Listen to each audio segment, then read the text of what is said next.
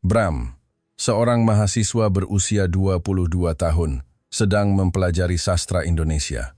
Hari itu, sebuah peta kuno yang ditunjukkan dalam kuliahnya telah mengguncang dirinya begitu hebat. Peta dunia itu dibuat di Hindia Belanda, lebih dari 100 tahun yang lalu.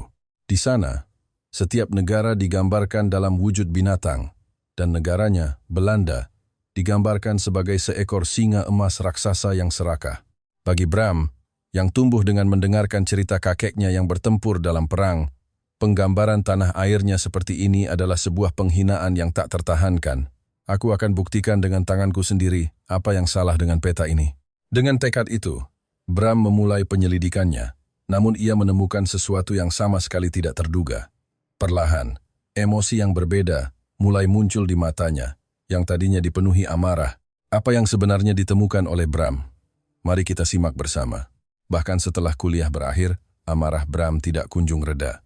Ia adalah seorang mahasiswa pertukaran yang belajar di Yogyakarta, ribuan kilometer jauhnya dari Amsterdam. Jurusannya adalah sejarah modern Indonesia, dan berkat prestasinya yang cemerlang, ia mendapatkan beasiswa dan baru saja memulai kehidupannya di Indonesia pada musim semi ini. Namun, hari ini ia merasa segalanya telah berubah. Dalam kuliah sejarah modern, profesornya menampilkan sebuah peta satir yang dibuat pada tahun 1914 saat Perang Dunia I dimulai. Negara-negara di seluruh dunia digambarkan dalam wujud binatang. Masing-masing merepresentasikan karakteristik mereka. Inggris adalah seekor buldog yang gagah. Jerman adalah babi hutan bertaring tajam. Dan Belanda digambarkan sebagai singa emas raksasa yang buas. Amarah membuncah di dada Bram. Kenapa singa? Seolah-olah negara kami adalah ancaman itu sendiri. Kakeknya adalah seorang prajurit yang bertempur dalam Perang Dunia II. Ada kata-kata yang selalu ia dengar sejak kecil. Bram, dunia ini keras. Kau harus bisa membedakan dengan jelas mana kawan dan mana lawan. Dengan ajaran itu di hatinya, ia menjalani hidupnya selama ini. Itulah sebabnya ia tidak bisa menerima tanah airnya digambarkan seperti monster. Setelah keluar dari ruang kuliah, Bram mencari Budi, seorang mahasiswa Indonesia dari seminar yang sama. Saat menemukan Budi di teras kantin, Bram langsung menyapanya dengan berapi-api. Budi, kau lihat peta tadi? Budi menoleh dengan tenang. Oh, peta satir itu. Itu penghinaan, menggambarkan negaraku seperti binatang buas. Budi menunjukkan ekspresi sedikit bingung. Tapi, di zaman itu, bukankah semua negara membuat peta yang mirip? Kata-kata itu justru membuat Bram semakin marah. Lagi-lagi tidak ada yang mengerti. Martabat tanah airku yang telah kakekku pertaruhkan nyawanya untuk melindunginya. Tapi, apakah aku benar-benar? Sejak datang ke negara ini, terkadang aku jadi ragu. Melihat keadaan Bram, Budi perlahan angkat bicara. Bram, kalau tidak keberatan, akhir pekan ini mau datang ke rumahku. Kakekku dulu seorang guru sejarah. Kurasa beliau tahu banyak tentang peta-peta kuno seperti ini. Bram berpikir sejenak. Ia tidak punya orang lain untuk diandalkan. Baiklah, aku akan datang. Dan pada akhir pekan, Bram tiba di stasiun Gambir di Jakarta untuk transit sebelum menuju Yogyakarta. Masih ada waktu sebelum jadwal keretanya.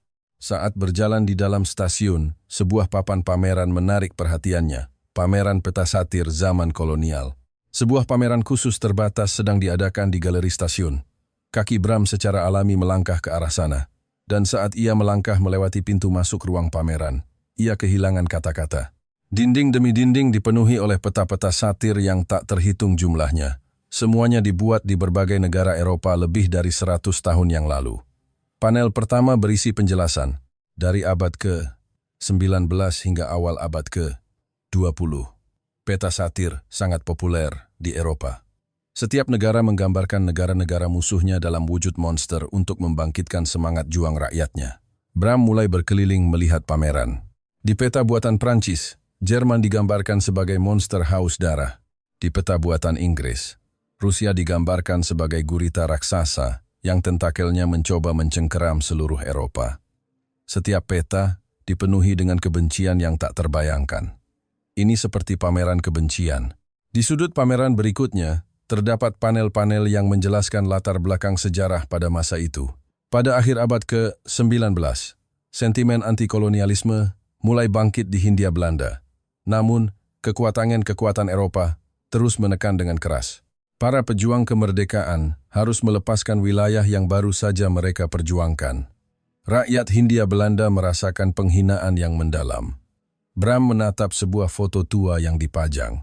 Dalam foto yang telah pudar itu, orang-orang membaca Quran dengan cemas. Dengan perasaan apa mereka melihat peta itu?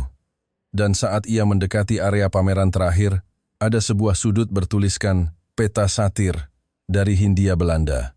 Di sanalah peta itu dipajang.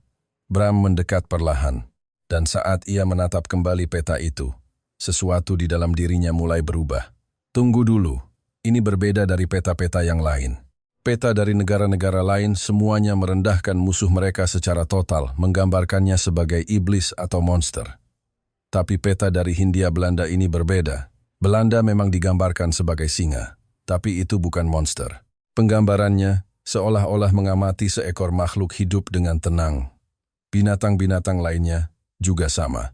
Meskipun ada karikatur, tidak terasa ada niat jahat atau kebencian. Justru, ia mendapatkan kesan seolah-olah peta itu melihat seluruh dunia secara komprehensif dan mencari keseimbangan. Kenapa bisa ada perbedaan seperti ini? Emosi lain selain amarah mulai tumbuh di dada Bram. Rasa penasaran terhadap sebuah misteri besar. Baginya, yang telah diajarkan bahwa musuh adalah sesuatu yang harus dikalahkan, cara berpikir ini di luar jangkauan pemahamannya. Bram, sebuah suara memanggil dari belakang. Saat menoleh, Budi sudah berdiri di sana. Ternyata kau di sini. Budi, lihat ini. Bram menunjuk peta itu dengan antusias. Ada yang berbeda antara peta dari negara lain dan peta dari Indonesia ini. Apa perbedaan ini? Budi pun memandangi pameran itu dan mengangguk pelan.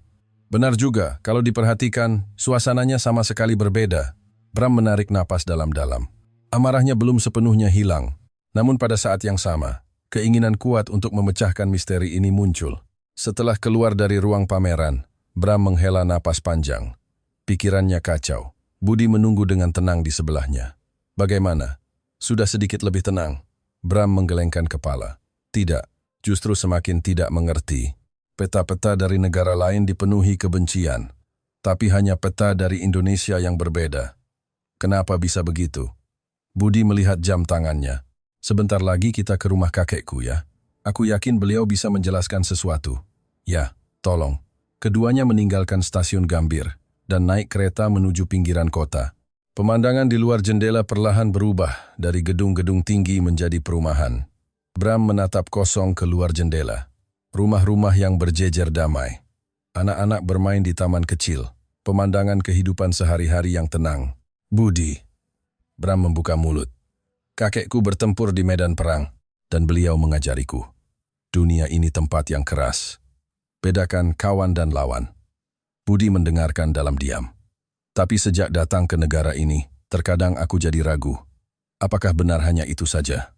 Kurasa kakekmu tidak mengajarkan hal yang salah, Bram, jawab Budi pelan. Hanya saja, mungkin cara memandang dunia tidak hanya satu. Kereta tiba di stasiun. Keduanya turun dan mulai berjalan menyusuri kawasan perumahan yang tenang. Kakekku juga. Waktu muda dulu beliau lama mengajar sejarah. Tapi akhir-akhir ini, beliau jarang sekali bicara tentang masa lalu, kata Budi sambil berjalan.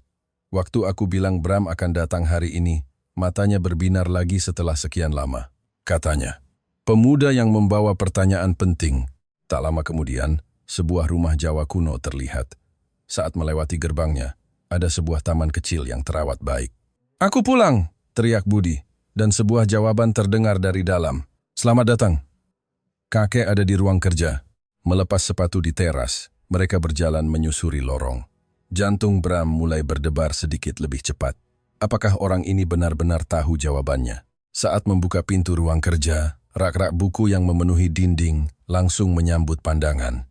Di meja dekat jendela, seorang pria tua berambut putih sedang membaca buku. Menyadari langkah kaki mereka, ia perlahan menoleh. Selamat datang, suaranya tenang, namun matanya memancarkan kecerdasan yang tajam. Saya Bram Volkov. Permisi, Kek. Bram menundukkan kepalanya dengan sopan. Duduklah. Kakek sudah dengar ceritanya dari cucuku. Kakek itu mempersilakan mereka duduk. Setelah Bram dan Budi duduk, kakek itu menatap lurus ke arahnya. Ku dengar kau punya pertanyaan tentang peta satir itu ya. Benar, Kek. Kalau begitu, coba kakek tanya satu hal. Apa yang kau rasakan saat melihat peta itu? Bram menarik napas. Awalnya, saya marah. Saya tidak bisa menerima negara saya digambarkan sebagai singa buas. Kakek itu mengangguk pelan. Itu perasaan yang wajar. Lalu sekarang? Sekarang, saya bingung. Jawab Bram jujur.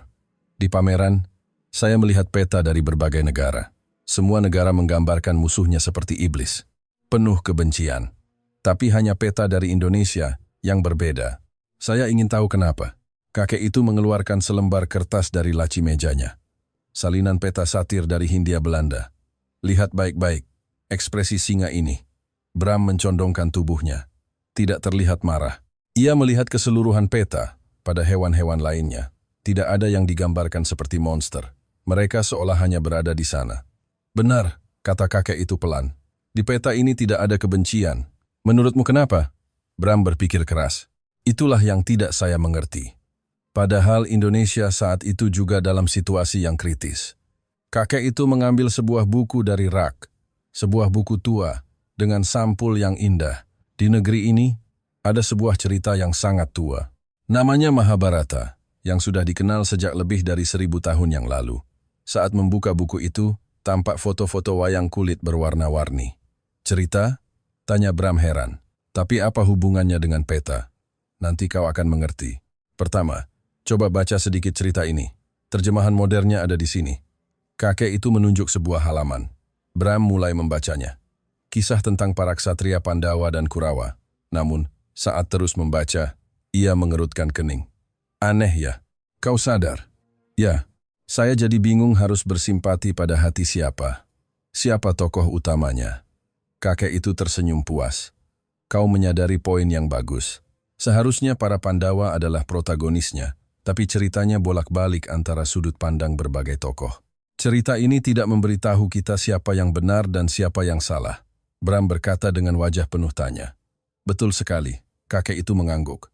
Cerita ini tidak menegaskan kebenaran satu orang saja. Seolah-olah melihat drama manusia dari langit, ia menggambarkan apa adanya bahwa setiap orang benar dari posisinya masing-masing, dan setiap orang memiliki penderitaannya sendiri. Mata Bram terbelalak. Artinya, sejak 1000 tahun yang lalu, orang Indonesia sudah berusaha melihat keseluruhan tanpa terpaku pada satu sudut pandang saja? Benar. Kakek itu mengambil materi lain dari bawah rak bukunya. Dan itu juga terlihat dalam seni lukis. Ini adalah lukisan gaya kamasan dari Bali yang menggambarkan sebuah adegan dari Ramayana.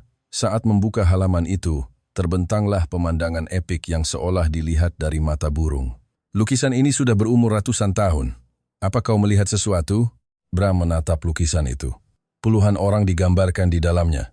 Banyak sekali adegan dalam satu gambar. Tepat sekali.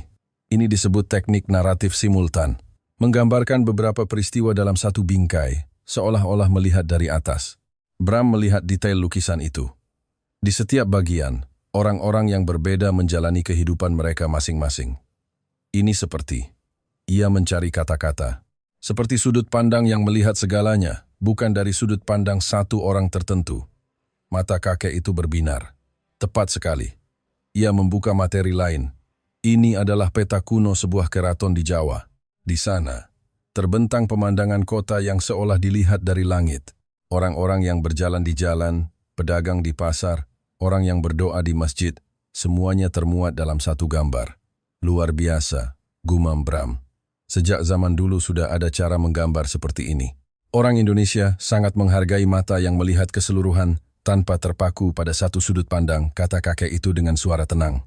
Baik dalam cerita, lukisan, maupun peta, yang sama adalah sikap untuk mencoba melihat keseluruhan. Sesuatu mulai terhubung di dalam pikiran Bram. Jadi peta satir Indonesia tidak membenci musuh, melainkan melihat seluruh dunia secara komprehensif. Itukah sebabnya terlihat begitu berbeda? Tapi, tanya Bram, mengapa hanya Indonesia yang bisa memiliki cara pandang seperti itu? Apakah negara lain tidak memilikinya? Kakek itu menatap keluar jendela. Itu mungkin berkaitan dengan geografi negara ini. Setelah jeda sejenak, ia melanjutkan. Indonesia adalah negara kepulauan, tidak seperti di benua yang selalu berbatasan langsung dengan negara tetangga. Mungkin karena itu, ada sedikit ruang untuk menjaga jarak dan melihat keseluruhan. Bram menarik napas dalam-dalam. Pandangan dunia yang diajarkan kakeknya tidak salah. Tapi mungkin itu bukan satu-satunya. Mungkin ada lebih dari satu cara untuk melihat dunia. Nak Bram, kakek itu berbicara dengan lembut. Apa yang diajarkan kakekmu pasti sebuah kebenaran. Tapi pada saat yang sama, ada kebenaran yang lain. Namun, mengetahui hal itu tidak berarti menentang ajaran kakekmu. Bram mengangguk. Sesuatu yang besar bergerak di dalam hatinya. Bukan amarah, bukan kebingungan. Sesuatu yang baru mulai tumbuh. Budi kembali membawa teh. Mereka bertiga mengambil cangkir teh dengan tenang. Saya ingin tahu lebih banyak, kata Bram, tentang cara pandang yang telah dibesarkan oleh negara ini. Kakek itu tersenyum ramah. Kalau begitu, mari kita lihat lebih detail lagi. Kakek itu perlahan berdiri di depan rak buku. Nah, Nak Bram, kau sekarang berdiri di pintu masuk, sebuah misteri besar. Sambil berkata begitu, ia mengambil sebuah buku tua. Sebenarnya, sudut pandang komprehensif ini bukanlah sesuatu yang dipilih secara sadar oleh orang Indonesia. Hah? Bram terkejut. Tidak secara sadar? Benar. Ini adalah cara pandang yang tertanam dalam budaya yang tumbuh secara alami. Kakek itu menunjukkan sebuah gulungan gambar. Itu adalah relief dari sebuah candi. Ini karya dari lebih dari 800 tahun yang lalu. Lihatlah, di sana digambarkan hewan-hewan yang dipersonifikasikan, seperti dalam cerita kancil, sedang berinteraksi. Ini adalah satir, jelas kakek itu, menggambarkan masyarakat saat itu dengan perumpamaan hewan. Tapi lihat baik-baik, tidak ada yang digambarkan sebagai penjahat secara sepihak. Bram menatap gambar itu lekat-lekat. Memang benar, baik kancil maupun harimau digambarkan dengan hidup. Bukan tentang baik dan jahat, melainkan hanya ada di sana sebagai eksistensi. Artinya, orang Indonesia sejak dulu sudah mencoba menangkap segala sesuatu secara keseluruhan tanpa membaginya menjadi baik dan jahat. Tepat sekali, kakek itu mengangguk. Dan ada satu hal penting lagi. Kakek itu membuka materi lain. Sebuah artikel koran dari awal abad ke-20. Pernah dengar istilah politik etis? Ya, sedikit. Saat itu, Belanda mulai mengubah kebijakannya, dan Indonesia diakui sebagai entitas yang mulai bangkit di Asia. Jari kakek itu meluncur di atas artikel tua. Artinya, pada tahun 1914 saat peta satir itu dibuat, Indonesia bukan lagi sekadar korban, melainkan pemain yang mulai naik ke panggung dunia. Mata Bram terbelalak. Jadi karena itu mereka bisa melihat secara komprehensif? Benar. Mereka bisa melihat gejolak di Eropa dengan tenang dari tempat yang sedikit jauh. Dan pada saat yang sama, ada landasan budaya yang telah berakar selama 1000 tahun. Kakek itu menatap keluar jendela. Budaya dan geopolitik. Ketika keduanya bertemu, lahirlah peta itu. Bram berpikir keras. Jadi, itu bukan kebetulan. Sejarah panjang dan posisi pada zaman itu yang melahirkan sudut pandang unik itu. Tapi, tanya Bram, rasanya bukan hanya itu. Ada sesuatu yang lebih fundamental. Kakek itu tertawa senang. Intuisi yang bagus. Kalau begitu, akan kakek tunjukkan satu hal lagi. Kali ini ia membentangkan sebuah peta pariwisata dari zaman Hindia Belanda. Ini adalah peta turis yang digambar oleh seseorang. Bram melihat peta itu dan tanpa sadar berseru. Ini tidak akurat. Benar. Gunung di kejauhan digambar sangat besar. Jarak dan arahnya aneh. Kakek itu mengangguk pelan. Menurutmu kenapa? Bram berpikir. Tidak tahu. Peta seharusnya akurat. Ya, biasanya orang berpikir begitu. Mata kakek itu berbinar. Tapi peta ini digambar dengan memprioritaskan apa yang ingin dilihat oleh orang lain. Apa yang ingin dilihat orang lain. Ya, turis ingin melihat tempat-tempat terkenal di kejauhan. Jadi, itu digambar besar dan indah. Hati orang lain lebih diutamakan daripada akurasi. Bram menahan napas.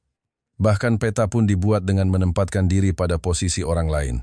Ini, gumam Bram, ini bukan sekadar teknik. Ini adalah sebuah filosofi. Tepat sekali. Kakek itu mengangguk mantap. Peta orang Indonesia dibuat dengan hati, bukan hanya akurasi fisik. Membayangkan apa yang diinginkan orang lain dan menjawabnya. Budi angkat bicara dengan pelan. Makanya sampai sekarang, stasiun-stasiun di Indonesia ramah bagi orang asing, ya? Benar, kata kakek itu pada cucunya. Piktogram, simbol-simbol itu. Agar siapa saja bisa mengerti, meskipun tidak tahu bahasanya. Ini juga lahir dari pemikiran yang sama. Semuanya mulai terhubung di dalam pikiran Bram. Sudut pandang berlapis dalam Mahabharata, pandangan komprehensif dalam lukisan Bali, humor dalam cerita kancil, kelembutan dalam peta pariwisata, dan ketenangan dalam peta satir. Semuanya terhubung oleh satu benang merah. Itu adalah hati yang berusaha memahami posisi orang lain, mata yang berusaha melihat keseluruhan yang telah berlangsung selama 1000 tahun. Luar biasa, gumam Bram.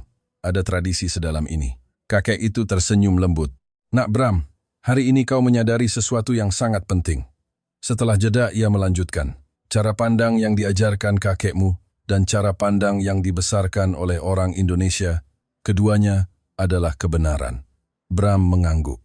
Tapi di dalam hatinya, masih ada pertanyaan besar yang tersisa. Jika cara pandang ini benar-benar ada, mengapa dunia sekarang begitu terpecah belah? Mengapa negara-negara terus berkonflik? Kakek itu sepertinya bisa membaca ekspresi Bram.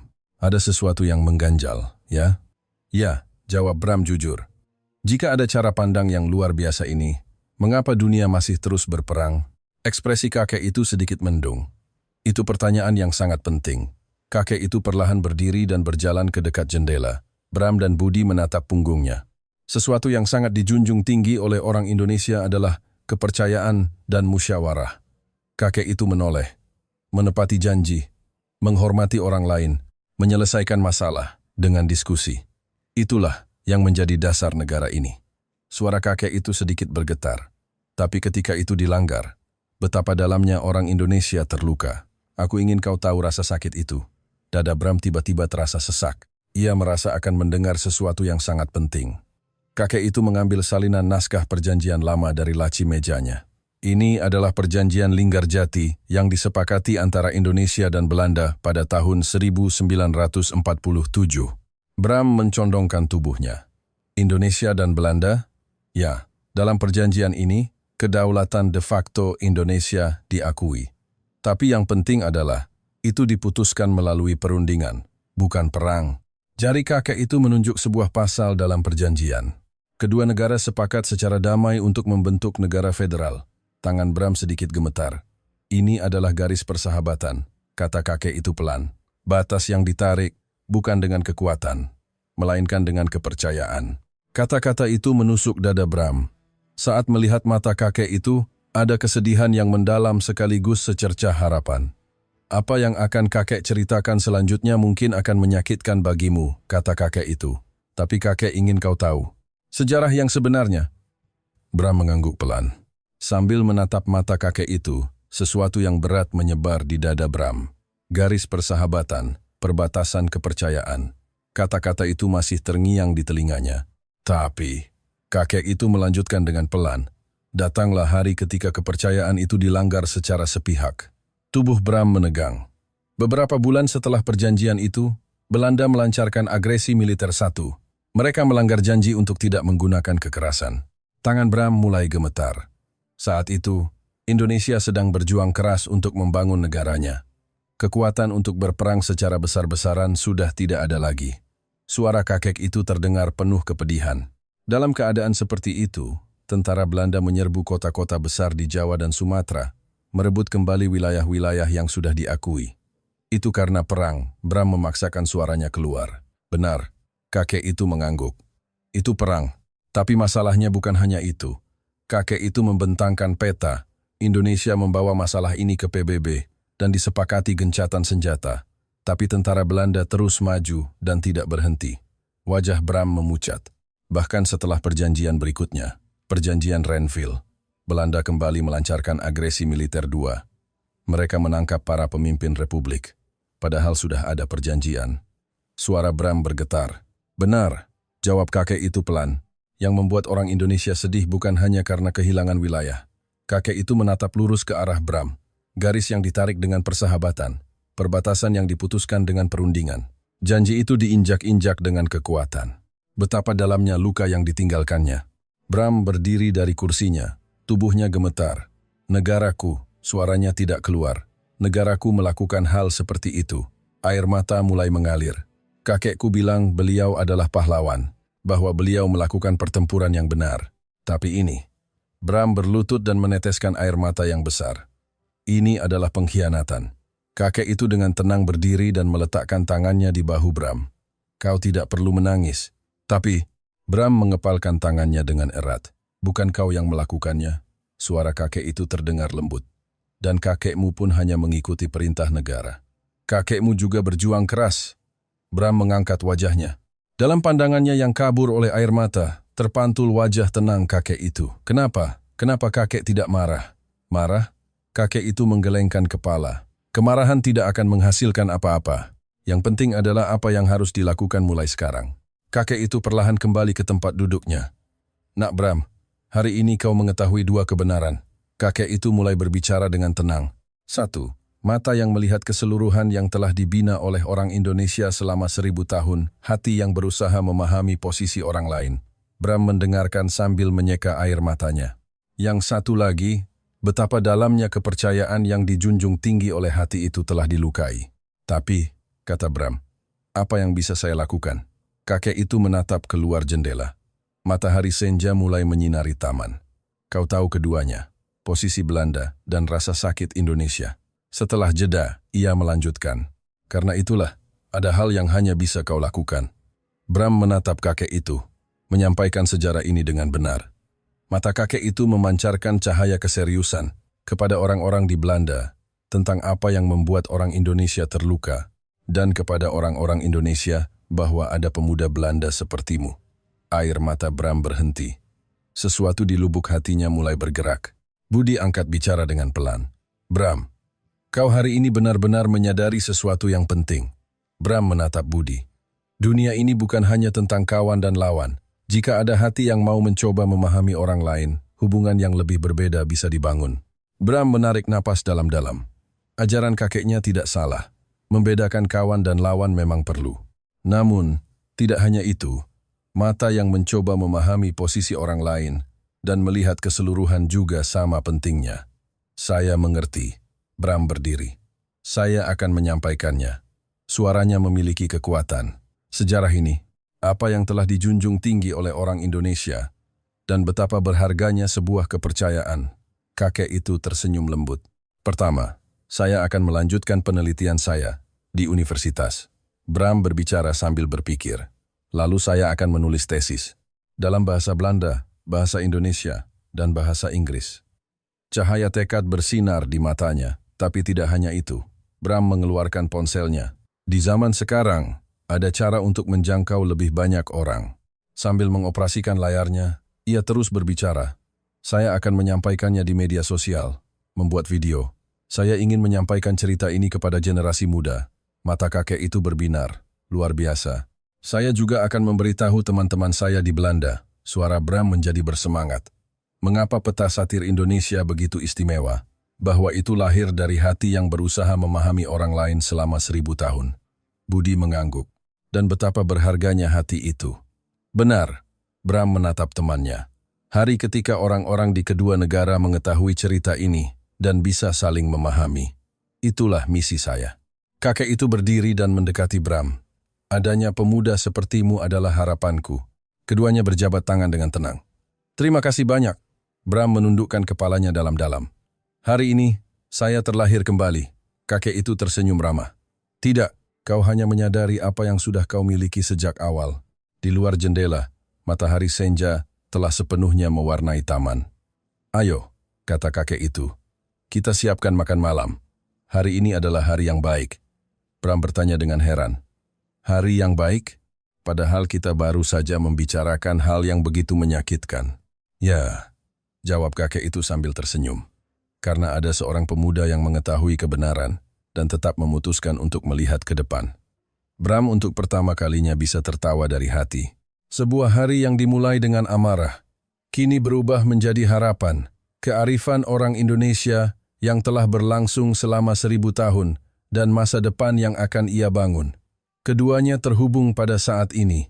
Setelah makan malam, Bram dan Budi pamit pada kakek. Datang lagi, ya, kata kakek itu di depan pintu. Kakek ingin mendengar kemajuan penelitianmu. Pasti. Bram menundukkan kepalanya dalam-dalam. Dalam perjalanan pulang, keduanya berjalan berdampingan di jalan malam yang sunyi menuju stasiun. Hari ini, terima kasih banyak, kata Bram. Tidak, aku juga banyak belajar, jawab Budi. Sudah lama tidak melihat kakek bicara begitu bersemangat. Keduanya menunggu kereta di peron stasiun. Angin malam bertiup sepoi-sepoi. Budi. Bram membuka mulut. Kurasa aku benar-benar sudah berubah. Iya, aku tahu. Awalnya hanya amarah.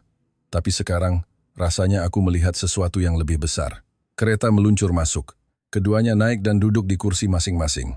Pemandangan malam Yogyakarta dari jendela kereta. Ribuan lampu menerangi kota. Bram menatap wajahnya sendiri yang terpantul di jendela. Bisakah seseorang berubah sebanyak ini dalam satu hari? Dirinya yang pagi tadi terbakar amarah, kini dipenuhi harapan. Dunia ini memiliki cara pandang yang begitu kaya. Beberapa hari kemudian, Bram memulai penelitian serius di perpustakaan universitas. Sejarah budaya Indonesia, sejarah hubungan internasional, studi perbandingan seni satir. Tumpukan materi menggunung di atas mejanya. Pada saat yang sama, ia juga mulai bertindak. Tulisan yang ia posting di media sosial mendapat tanggapan di luar dugaan. Baru tahu peta satir Indonesia punya makna seperti itu. Menarik sekali, teori budaya Indonesia dari sudut pandang orang Belanda. Ingin baca lanjutannya. Komentar terus berdatangan. Pesan juga datang dari teman-temannya di Amsterdam. Bram, aku baca postinganmu. Aku juga ingin memahami sejarah dengan benar. Sambil membalas ia bersumpah dalam hati. Aku akan menyelesaikan penelitian ini dan menjadi jembatan bagi kedua negara. Suatu sore, Bram berjalan-jalan di kawasan Malioboro. Sekadar melepas penat di sela-sela penelitian. Saat melintasi perempatan, ia tiba-tiba berhenti. Papan petunjuk di stasiun. Di sana, tertulis petunjuk dalam berbagai bahasa dan simbol-simbol sederhana. Tanda panah hijau untuk keluar, simbol pria dan wanita untuk toilet, simbol kursi roda untuk lift. Siapapun bisa mengerti meskipun tidak tahu bahasanya. Ini juga filosofi menempatkan diri pada posisi orang lain, sadar Bram. Semangat yang diceritakan kakek Budi hidup di sini juga. Ia terus berjalan menyusuri kota. Sebuah toko batik menarik perhatiannya. Di dalamnya, kain-kain dengan pola yang rumit tertata rapi. Tidak ada klaim yang mencolok, tapi ada kelembutan yang bisa menyatu dengan kehidupan apapun. Bukan aku ingin pakai ini, melainkan cukup dengan ini. Desain yang memberikan rasa puas. Bram mengambil selembar kain. Tidak ada hiasan yang sia-sia. Tapi desainnya sangat memikirkan penggunanya. Ia berpikir, kisah 1000 tahun yang lalu, lukisan dari zaman kerajaan, peta dari zaman kolonial, dan produk-produk modern. Semuanya adalah bukti dari hati yang memikirkan orang lain dan mata yang melihat keseluruhan. Itu adalah inti dari budaya negeri ini. Keluar dari toko, ia kembali berjalan. Dan ia teringat sebuah statistik. Materi yang ia temukan di perpustakaan. Sebuah penelitian menunjukkan bahwa Indonesia memiliki skor tinggi dalam kemampuan penyelesaian masalah komunal dan gotong royong. Ketika dihadapkan pada masalah yang rumit, kemampuan untuk berpikir dari berbagai sudut pandang dan bekerja sama untuk menyelesaikannya sangat baik. Mungkin ini adalah manifestasi dari mata komprehensif yang telah dibina sejak 1000 tahun yang lalu. Bram duduk di bangku taman. Di depannya, anak-anak bermain. Anak-anak dari berbagai negara tertawa bersama melampaui batas bahasa. Inilah masyarakat yang dicita-citakan dan sedang dibangun oleh Indonesia. Dunia di mana orang bisa saling memahami. Itu bukan mimpi. Semangat yang telah dibina oleh negara ini selama 1000 tahun. Jika bisa disebarkan ke dunia, itu bisa terwujud. Ia mengeluarkan ponselnya dan mulai menulis postingan baru. Berjalan-jalan di kota Yogyakarta, aku sadar. Kearifan 1000 tahun yang lalu masih hidup di sini. Papan petunjuk di stasiun, desain produk. Semuanya lahir dari hati yang memikirkan orang lain. Ini adalah sudut pandang yang dibutuhkan dunia. Setelah diposting, tanggapan langsung datang. Di antaranya, ada pesan dari kakek Budi. Kau menyadarinya dengan baik. Kau sudah mulai memiliki mata yang komprehensif. Bram tersenyum. Beberapa minggu kemudian, Bram mengadakan presentasi kecil di universitas. Temanya adalah pandangan dunia orang Indonesia. Dilihat dari peta satir, ruangan itu tidak hanya dipenuhi oleh mahasiswa Indonesia, tetapi juga mahasiswa pertukaran dari berbagai negara. Teman-teman, awalnya saya merasa marah pada peta ini, Bram memulai. Tapi setelah menelitinya, saya sadar itu adalah kesalahpahaman.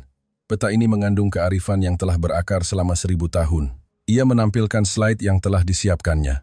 Sudut pandang berlapis dalam wayang, pandangan komprehensif dalam lukisan Bali, humor dalam cerita rakyat, dan ketenangan dalam peta satir. Semuanya terhubung, hati yang berusaha memahami posisi orang lain dan melihat keseluruhan. Setelah presentasi selesai, tepuk tangan meriah terdengar dari seluruh ruangan. Saat sesi tanya-jawab, seorang mahasiswa mengangkat tangan. Tapi di dunia nyata, konflik masih terus berlanjut. Apakah kearifan ini benar-benar bisa berguna? Bram mengangguk dalam-dalam. Pertanyaan yang bagus. Memang benar, dunia masih terpecah belah. Tapi justru karena itulah, sudut pandang ini diperlukan. Ia berbicara dengan kuat. Hanya dengan membedakan kawan dan lawan, konflik akan terus berlanjut selamanya. Jika ada hati yang mau mencoba memahami orang lain, jalan baru pasti akan terbuka. Setelah presentasi, banyak mahasiswa berkumpul di sekitar Bram. Aku ingin tahu lebih detail. Aku ingin meneliti bersamamu. Aku ingin melakukan penelitian dengan tema yang sama di negaraku. Bram berbicara dengan setiap orang satu persatu. Gagasan ini menyebar sedikit demi sedikit. Itulah harapan terbesarnya. Setengah tahun telah berlalu.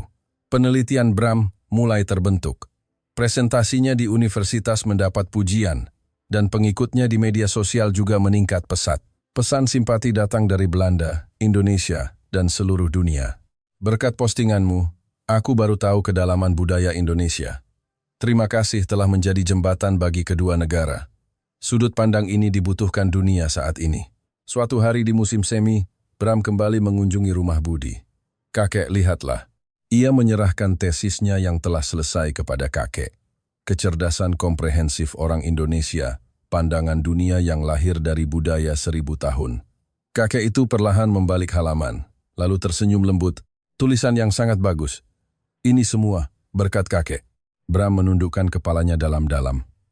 Jika hari itu kakek tidak mengajari saya tidak akan mengerti apa-apa. Kakek itu menggelengkan kepala. Tidak, kau sendiri yang menyadarinya. Di luar jendela, kelopak bunga flamboyan berguguran. Nak Bram, teruskanlah, kata kakek itu pelan. Dunia membutuhkan pemuda sepertimu. Baik, Kek. Bram mengangguk mantap. Saya akan terus menyampaikannya. Budi juga tersenyum dari samping. Aku juga akan bantu. Mereka bertiga duduk di beranda, memandangi bunga-bunga di taman. Kisah 1000 tahun yang lalu, lukisan dari zaman kerajaan, dan 3 orang yang duduk di sini sekarang. Meskipun zaman berubah, ada sesuatu yang terus diwariskan. Itulah budaya, pikir Bram. Hati yang berusaha memahami orang lain, mata yang melihat keseluruhan, dan sikap yang menjunjung tinggi kepercayaan. Itu adalah harta karun kemanusiaan yang tidak boleh hilang. Kearifan dan semangat yang telah dibina oleh orang Indonesia selama 1000 tahun, itu bukanlah sesuatu dari masa lalu, melainkan masih terus hidup dalam keseharian kita. Papan petunjuk di stasiun, desain produk, cara berinteraksi dengan orang lain, semuanya dihidupi oleh hati yang memikirkan orang lain. Dalam keseharian Anda sekalian, pasti semangat ini juga tersembunyi. Dan ketika Anda menemukannya, mungkin dunia akan terlihat sedikit berbeda. Masa depan di mana kita bisa saling memahami, melampaui amarah dan konflik. Itu dimulai dari hati setiap individu.